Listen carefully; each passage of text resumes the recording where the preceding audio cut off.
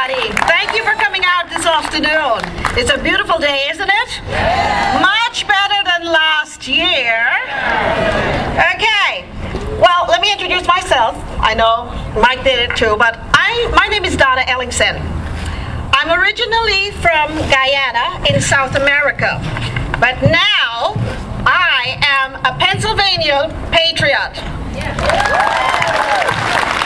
I'm involved with several 9/12 Project and Tea Party groups in Pennsylvania, and of course with Founders Values here in Delaware.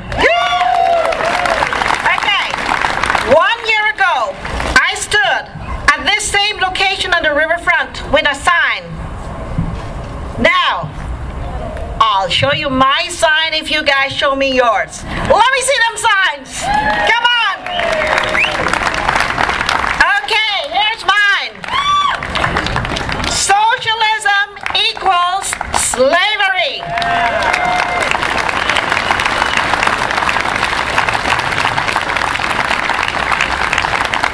Now, you're going to ask me, why am I talking about socialism at a tax day tea party?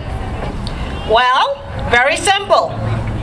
Because whether you agree with me or not, America, you are on the brink of sliding headlong into socialism. Make no mistake. Healthcare reform isn't about healthcare. It's about taking control over our lives and our freedoms. It's about taxation without real representation. And that's the insidious agenda of socialism. You know, most of you have probably never experienced socialism up close. I have. I was born in Guyana. It's a tiny country on the northeastern coast of South America. I fled Guyana and its socialist republic. Then I went to Venezuela. I left there just as it was poised on the brink of socialism. And we all know what happened there. A corrupt, posturing socialist regime took over. So then, I left Venezuela. And I came to America, legally. I came to the land of the free. And there I was, minding my own business. When suddenly I look around and I realize, America is now on the brink of the same socialist takeover. Well, let me tell you what it was like growing up under a socialist government-run regime. First of all, Guyana's biggest export is its people. Why? Because of the scourge of socialism. Everyone who can leaves. And there are three reasons why they're leaving. The first reason is social insecurity. We have a corrupt government and we have corrupt law enforcement. The second thing was financial insecurity. We have too much government regulation. We had the takeover of banks. We take over industry. We have currency devaluations, currency flight, tax increases. We had also third, personal insecurity. That means when government is in charge of everything, there's so much rampant crime and lawlessness, well, don't even bother to call 911. We had supermarket shelves with very little or no food, even if you had the money to buy them. We had long lines for everything. We had a lack of basic necessities, and like one of my friends said, oh, you should mention this, so I will. We had shortages of things like toilet paper, you know? We had to use cut-up newspaper instead of toilet paper. Now you take that and imagine that, and you say, nah, not today. But guess what? The communist paradise in Cuba just had a shortage of toilet paper too, last August. We have had electricity blackouts. Well, guess what? Venezuela, the 10th biggest oil producer in the world, well, since September and October of last year, they've had ongoing electrical shortages. In fact, they had an electricity emergency in February of This is socialism.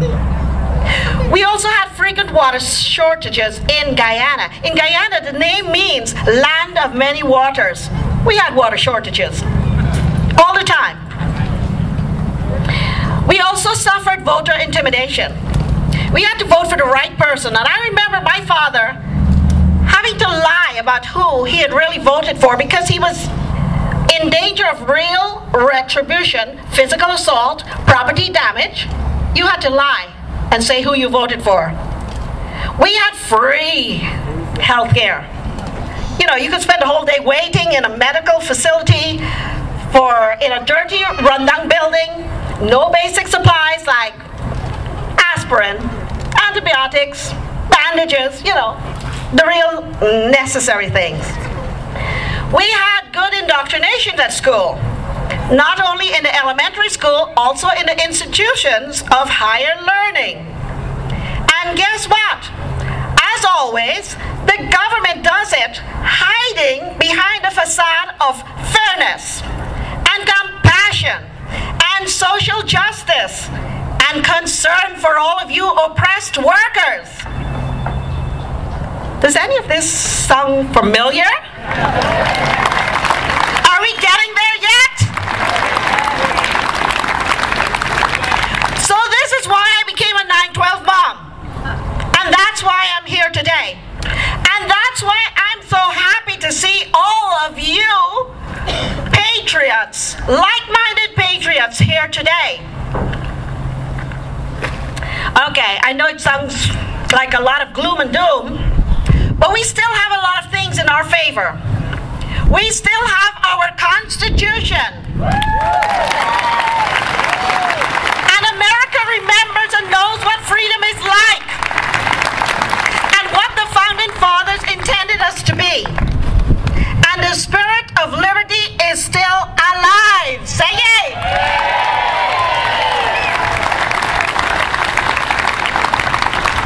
But we need you to awaken your neighbors, your friends, your relatives.